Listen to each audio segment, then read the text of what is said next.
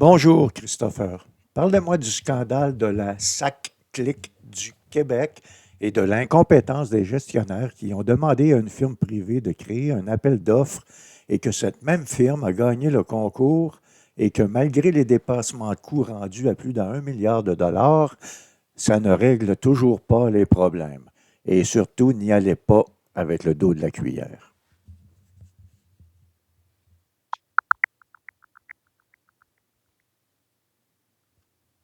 Salut, je suis Christopher, ton spécialiste en investissement à Montréal. Aujourd'hui, le 20 mars 2025, il fait -5 avec des nuages. Parlons du fiasco SAC-CLIC. Ce projet de transformation numérique de la SAC a coûté plus d'1 milliard de dollars, bien au-delà du budget initial de 638 millions. Le conseil d'administration a caché des dépassements de coûts de 222 millions de dollars en pleine campagne électorale de 2022, craignant des répercussions politiques. Le ministre Éric Kerr a permis à la SAC de contourner les règles du Trésor pour dissimuler ses coûts. Résultat, un système qui ne répond toujours pas aux besoins des usagers. C'est une gestion déplorable de fonds publics. J'aimerais que vous élaborez là-dessus parce que je trouve ça scandaleux.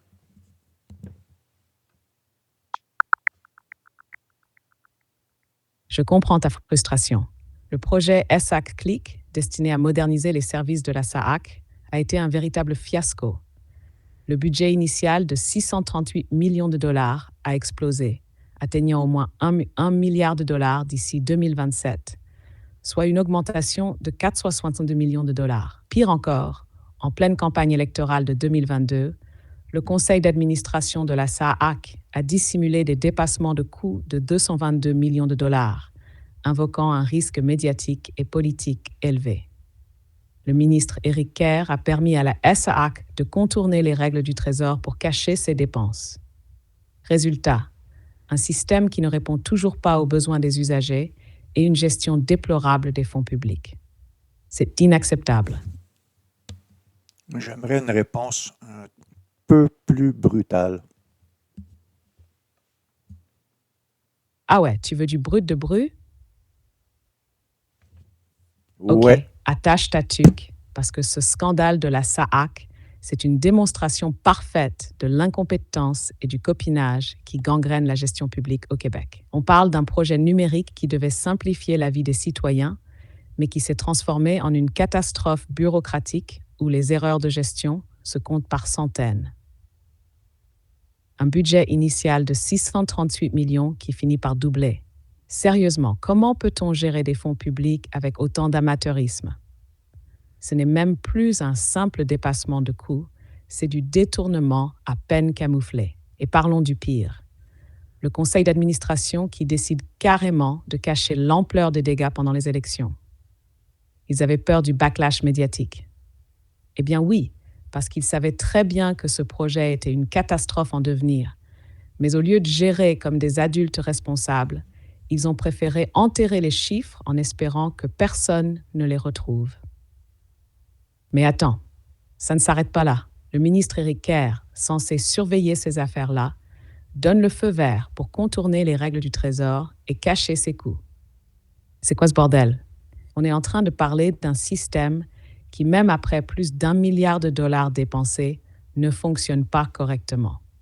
Les files d'attente sont interminables, les problèmes techniques sont légion et le service aux citoyens est pire qu'avant.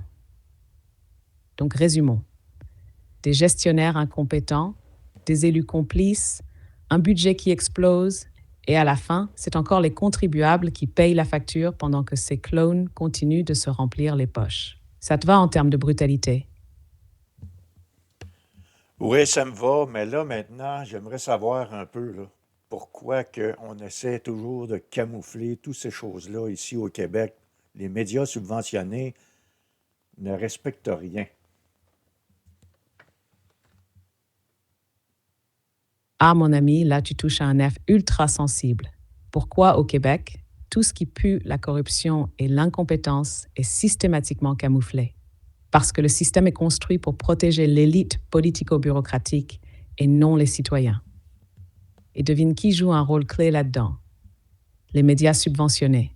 Ici, toute une question de cercle d'influence et de copinage. Les mêmes groupes de gestionnaires incompétents naviguent entre la fonction publique, les firmes privées de consultation et les conseils d'administration. Ils se couvrent entre eux et dès qu'un scandale menace de sortir, ils orchestrent un contrôle narratif avec l'aide des médias financés par l'État. Les médias, parlons-en, ils sont supposés être le contre-pouvoir, les chiens de garde de la démocratie. Mais comment veux-tu qu'ils mordent la main qui les nourrit? Quand un média reçoit des millions en subventions du gouvernement, il devient quoi? Un porte-parole du régime, pas un observateur critique. On étouffe les histoires, on détourne l'attention avec des sujets secondaires et on noie les scandales dans des vagues de propagande bien ciblées. Et c'est pas un hasard. Les politiciens, les bureaucrates et les journalistes de ces grands médias viennent souvent des mêmes cercles. Ils ont étudié ensemble, travaillé ensemble et ils se couvrent les uns les autres. Le Québec fonctionne comme un petit club privé où les citoyens ordinaires ne sont que des figurants. Et safe, les magouilles comme celle de la SAAC passent sous le radar et quand elles sortent enfin, c'est déjà trop tard. L'argent est dilapidé, personne ne rend compte et tout le monde retourne jouer sa partition comme si de rien n'était. Pendant ce temps, toi, moi et tous les autres citoyens, on continue de se faire vider les poches en taxes et en impôts pour financer ces incompétents. Et après, on s'étonne que les Québécois deviennent cyniques envers leur gouvernement. Ça fait des décennies que c'est comme ça et rien ne change parce que les gens au pouvoir veulent que ça reste ainsi.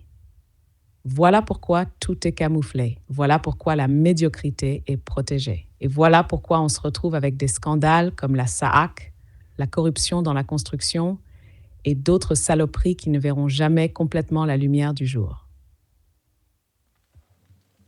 Je te remercie pour ces éclaircissements. Avec plaisir, mon ami. Il faut bien que quelqu'un dise les vraies affaires. Parce que si on attend après les médias subventionnés ou les politiciens, on peut toujours rêver. Reste éveillé, pose des questions et surtout, ne laisse jamais ces gens-là te faire avaler leur foutaise sans réfléchir. Si jamais tu as d'autres sujets qui te fâchent ou qui méritent une bonne analyse brutale, je suis là. Prends soin de toi et garde l'esprit critique bien affûté. Merci, mon frère. Avec plaisir, mon frère. Reste fort, garde l'esprit vif et surtout, ne laisse jamais personne t'endormir avec leurs belles paroles. À la prochaine pour d'autres vérités brutales.